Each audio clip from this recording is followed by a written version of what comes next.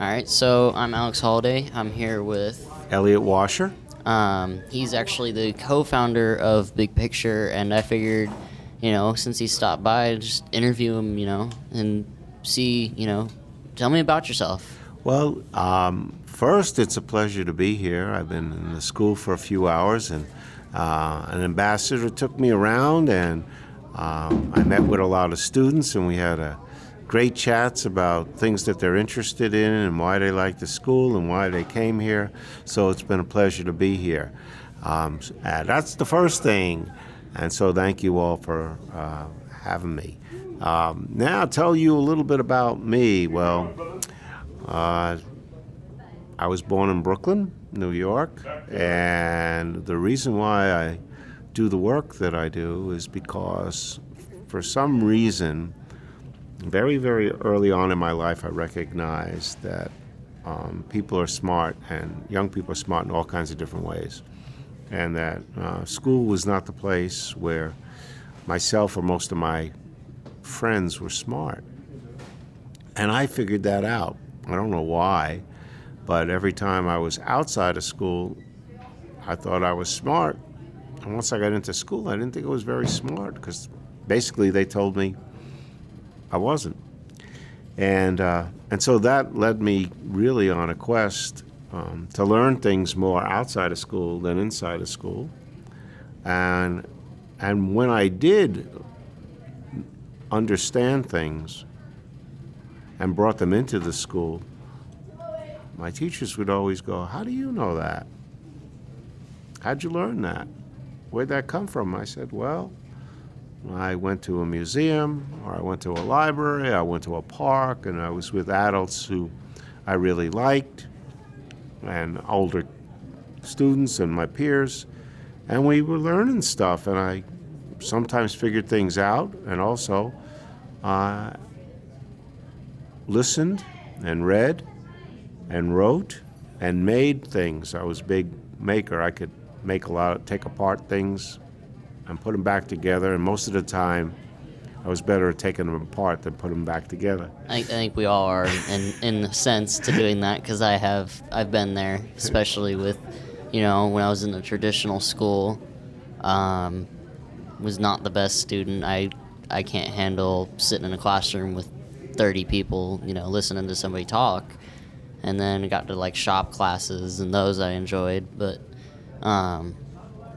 definitely not a standard school person. That's why I'm here. That's right. And so I did a lot of different kinds of work. As I was going to college and after college, I was in commercial refrigeration, and I did work as a carpenter, drove a truck, and took care of cadavers in a laboratory for medical students, and went back to school and really decided that I was going to do something real different for each and every young person. And I kept on learning about how to do that, and I kept on always saying the answer is outside, and bringing the outside learning back inside of school. So my buddy and I, Dennis Lidke, who I met when I was 19 and he was 26, we've been doing this kind of work ever since, and getting schools better and better and better, and iterating them from 3-year-olds to now we have our own college, where we say, what are you interested in? What's your passion? How do you get connected to people who you want to learn from? And how do you really learn how to practice very seriously on the things you want to get better at? And then from there, you learn other things. So schools are what we call a mile wide and an inch deep. Like they just turn the page and cover stuff. And we said, as you really go deep around something, you broaden out and learn many things.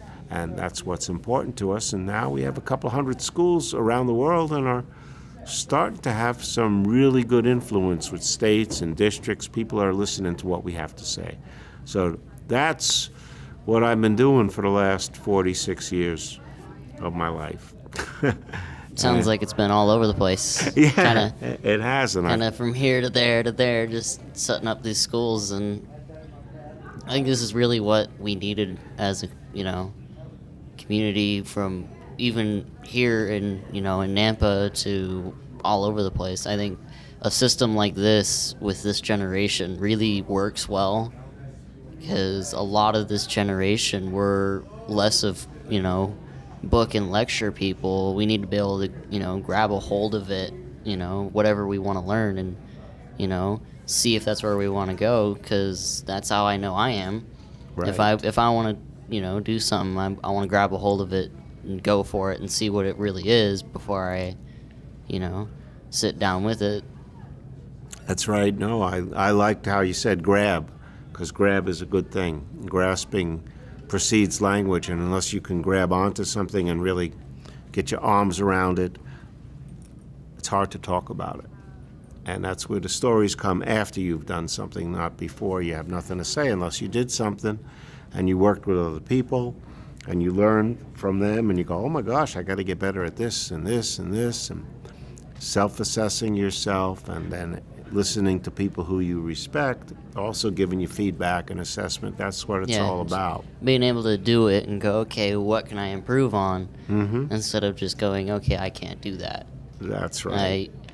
I have definite experience in that because I came to this school and in the end of last year kind of thought, I just want to work on dirt bikes, and did an internship and was working with dirt bike parks, decided it's not really what I want to do, and then was working with our LTI coordinator, Kat, and got handed a camera at one of our in-school events, and I was like, I kind of like photography, I like the idea, and, I grabbed the hold of the camera and was able to capture these moments, these feelings, the looks on people's faces, because it was a kind of a talent show, and, people being excited while singing and seeing everybody, singing along with them. They get this good expression on their face, like they're really in the moment, and I'm able to capture that moment. So it kind of took me going, I like photography, let's grab a hold of a camera and just go with it, and now it's kind of what I've centered my life on. I mean, I have a couple shoots that I'm setting up with some people for their senior photos. I have